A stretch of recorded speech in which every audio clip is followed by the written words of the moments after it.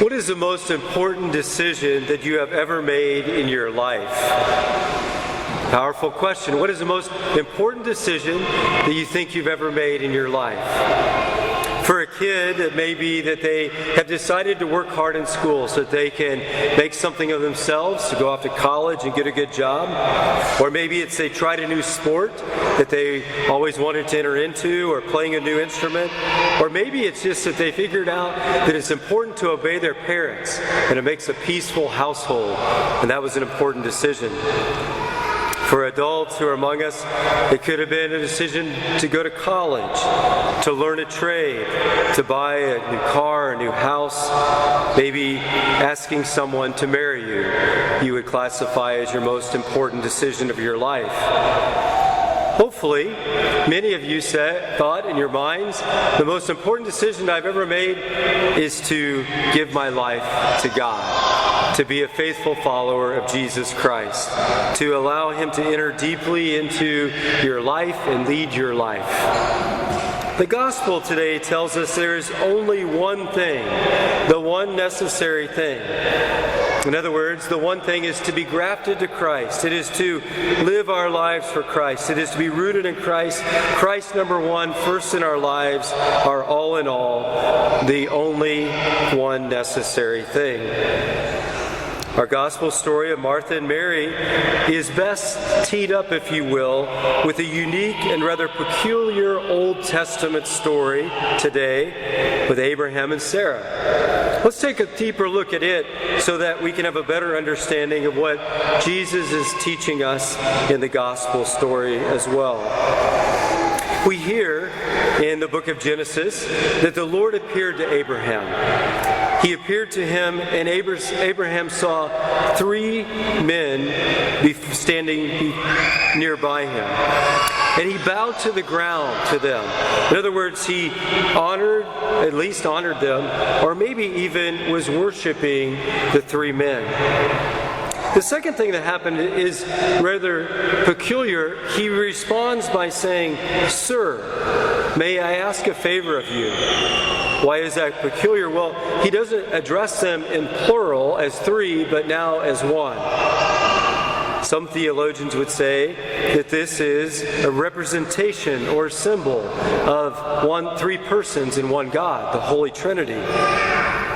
Abraham says that he'd like to take care of them. He'd like to wash their feet and prepare a fatted calf for them and give them shade under a tree. And so they say, "Go ahead, well done." And he does.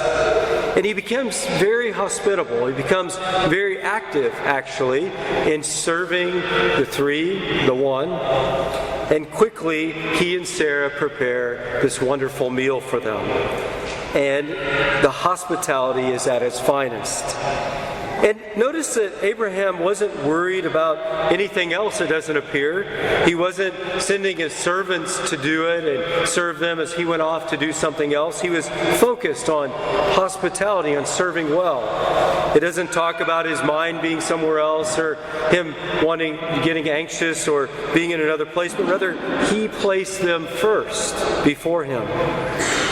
We could say that Abraham understood the one necessary thing, God first in his life. As we go back now to the gospel, wasn't Martha doing the same thing? Wasn't Martha serving Jesus? Wasn't she actively seeking to have him as her first in her life? We could say yes, I think, partially to that in one way. However, we would also say that she wasn't 100% fully attentive to the Lord. We hear that Martha was burdened with the serving. She even was anxious and worried about many things, said Jesus. Burdened and worried, anxious is a division, or she's somewhat scattered. She's not fully present to the hospitality and to the one necessary thing before her. Her heart and mind were not fully given to the Lord. The one necessary thing that we hear then Jesus say is to be present to him. There is need of only one thing, and Mary has chosen that, and it will not be taken from her. What is Mary doing? But she's sitting at the foot of Jesus as in the posture of a disciple. She is learning from him. She is soaking in his presence. She is attentive to him, and he is present to her. Now, imagine for just a second the roles being reversed. Let's assume that now Mary is the one serving, and Martha is sitting at the foot of Jesus. Would anything have changed? Or would Martha still be anxious and worried about many things even though she's sitting before the Lord? Would Mary still have been a great servant but very present to the Lord in her serving? We could assume so. That whether we're sitting at the foot of Jesus or whether we're actively serving him, it is a question, do we have him as the most important in our lives? So often, this question becomes important in our own faith journey. And many times this story that we're reflecting on today is interpreted as an account of the tension between a contemplative prayer life and an active life of faith. We've heard many theologians probably over the years really use that as a model, and I think that's a good insight into this gospel for sure. But I think we can take it one step further, as even we want to defend Martha sometimes because of our own active lives and say, well, why does she get the shaft here? Why doesn't she get praise for being a servant? Well, perhaps Jesus is wanting to teach us even more deeply that even in our active lives, he should be number one. He should be first. He should be the one true thing before us. And yes, of course, in our contemplative prayer lives, the same as well. Last weekend, I was on a retreat with our young adult community in the mountains of Colorado. It was our 5th annual retreat out there, and I couldn't help but to kind of relate our experience, our encounter in the mountains with this particular gospel story. How so? Well, part of the mission of the retreat is to be contemplative. It is to sit before the Lord. It is to recognize his presence through prayer and adoration and the Holy Mass. And then part of it is intended to be very active. We go out every day from the Cabrini Shrine in Golden, Colorado, onto day hikes into the mountains. One of them is even a summit to the top of the mountain. And that is very active. It means hiking up for hours to these great places of waterfalls and lakes and even summits to see over miles before us. And I couldn't help but to think about how, while both contemplative, like Mary in that moment, and active, like Martha, throughout the retreat, we each had an opportunity to decide whether or not Christ, whether God would be the one necessary thing, whether active or whether contemplative. So, for example, hiking up the mountain is an active activity, if you will, and yet one could easily dismiss God's presence in that. And if one were to dismiss God's presence and not be attentive to God in those moments, then they would miss the beauty of his creation. Wildflowers and beautiful forests and the lakes and the waterfalls and the summit and the presence of God in his creation.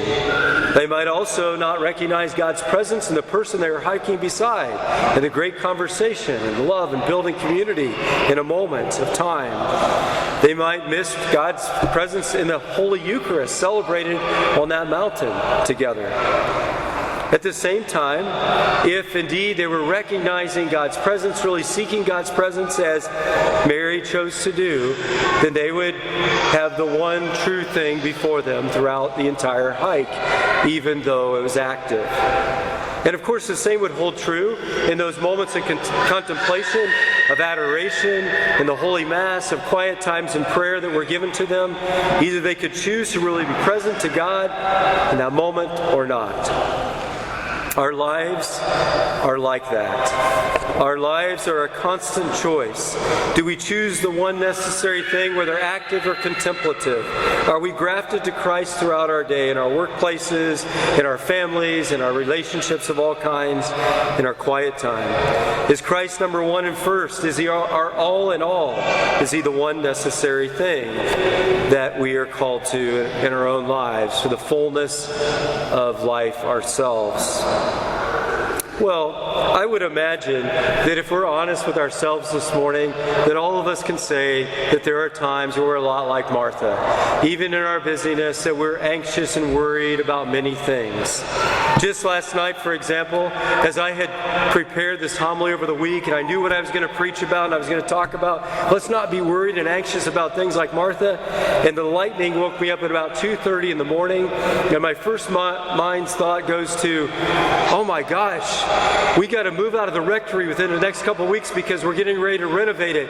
And how is this going to get done in this short period of time? And we still have funding raising to do for the new parish hall. And next week I'm going to meet some of my friends down at St. Meinrad to celebrate 15 years of priesthood. And do I even have time for that? And what's it going to be like to see some of these guys that I haven't seen in years? And all that was in about 3 minutes of anxiety and worry. And then I'm like, oh my gosh, what am I doing? And then I said, Hail Mary, full of grace, the Lord is with thee.